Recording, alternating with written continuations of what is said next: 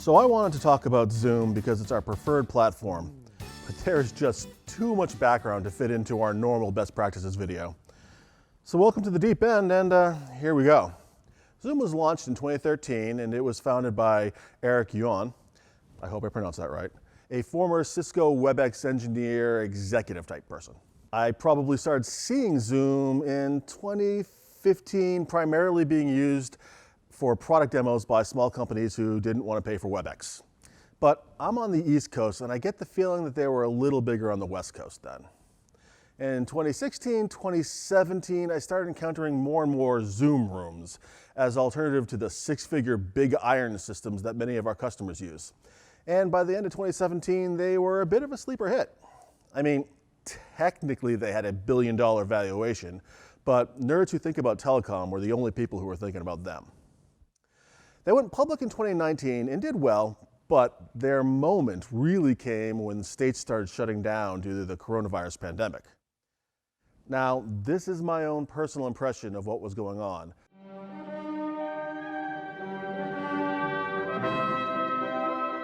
But I got the feeling that they absolutely had a tiger by the tail and were hanging on for dear life. I do think that they had pretty good systems in place, but I don't think that they were ready to grow by 2,000 to 3,000% in 4 months. With that kind of explosion, there comes increased public scrutiny. And while slowly growing companies can quietly fix mistakes that get slowly noticed, I suspect that their impression of the market gaze was probably something like,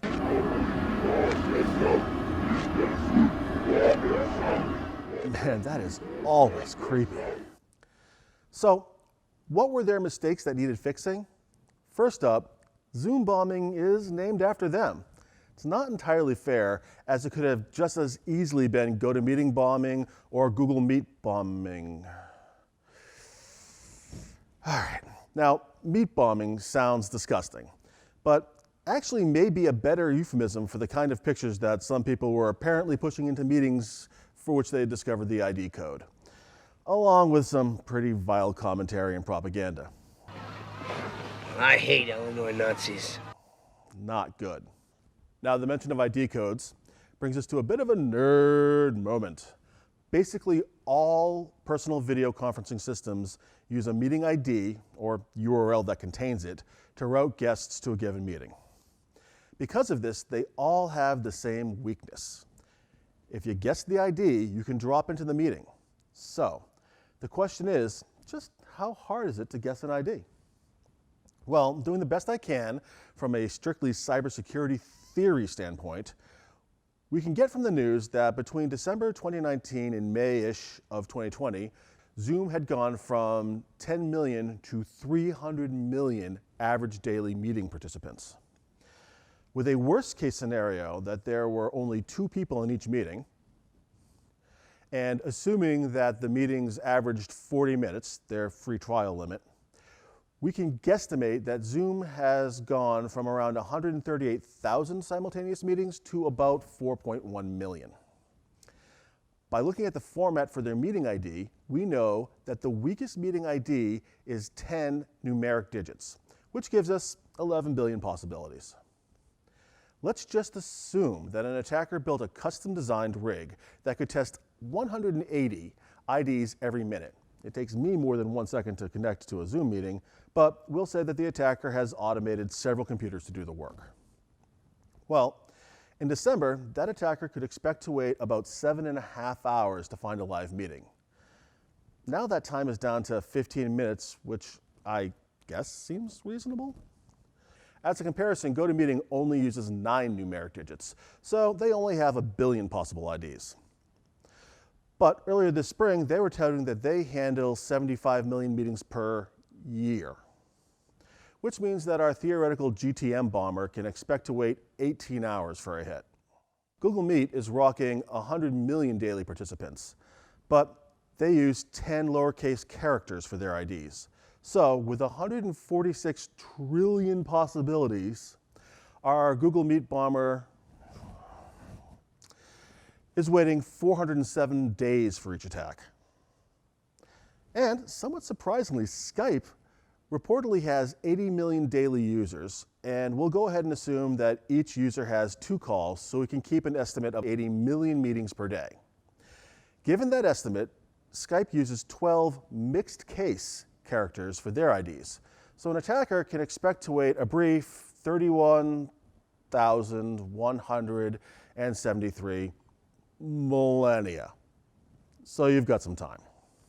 The thing is that this scenario assumes someone spent several $1,000s and a lot of time setting up our theoretical Zoom bombing rig, all for the privilege of being a jerk.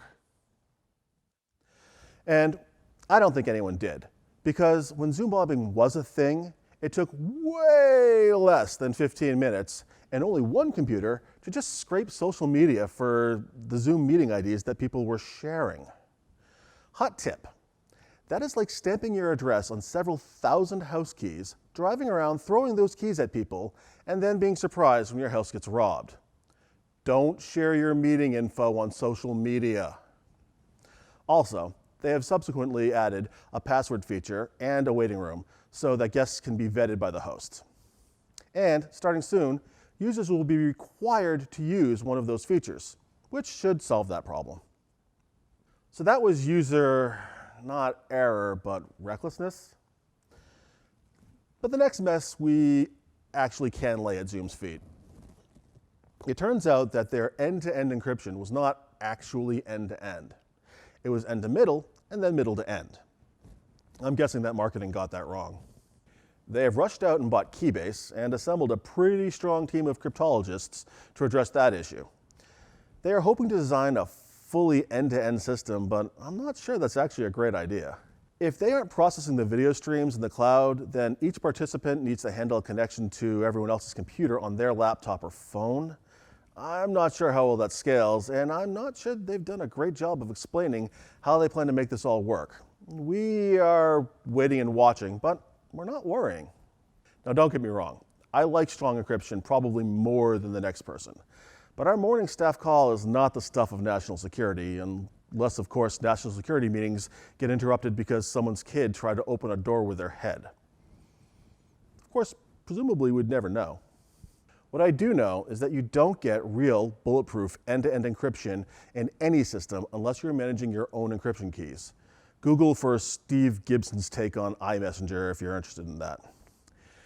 If you do need real end-to-end encryption, go get Signal. Otherwise, any of these systems are probably fine, and Zoom has already made serious strides towards catching up. They did pull one pretty skeevy move to make things easier for their Mac users. They installed a web browser on people's Mac to make the handling of Zoom URLs more transparent. That's not as uncommon as you would think, and a fair amount of software will install its own web server for a number of reasons. But still, not a great move.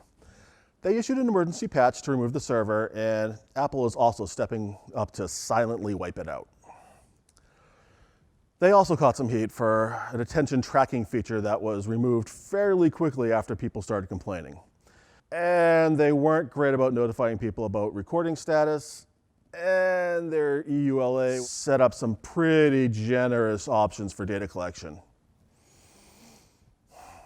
My take is this: Zoom is not a replacement for an in-person call or visit. It is a replacement for a meeting, which can be as public and on the record as a staff meeting or a conference. It is not a place for your TMI conversations.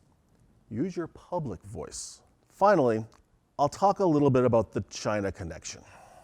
I was ready to chalk up the talk about Zoom being a Chinese company to xenophobia because Eric Yuan is a Chinese American, and the fact that their corporate headquarters is in San Jose. It's a Delaware corporation. It's traded on the NASDAQ. Eric Yuan reportedly holds an American citizenship. All American, all under American jurisdiction. However, Zoom is developed by 3 Chinese companies that are all apparently called Roshani Software. 2 of those companies are owned by Zoom, and 1 is owned by American Cloud Video Software Technology Company Limited, which may or may not have ties to the Chinese government. So they are probably guilty of offshoring their R&D, but I think that they are much more at risk by endangering Americans than they gain by being muscled by China. That said, they do operate internationally and struggle with legal compliance in authoritarian countries, just like Google and Facebook. And they did temporarily shut down a bunch of protest accounts in Hong Kong at the request of the Chinese government. The more you know.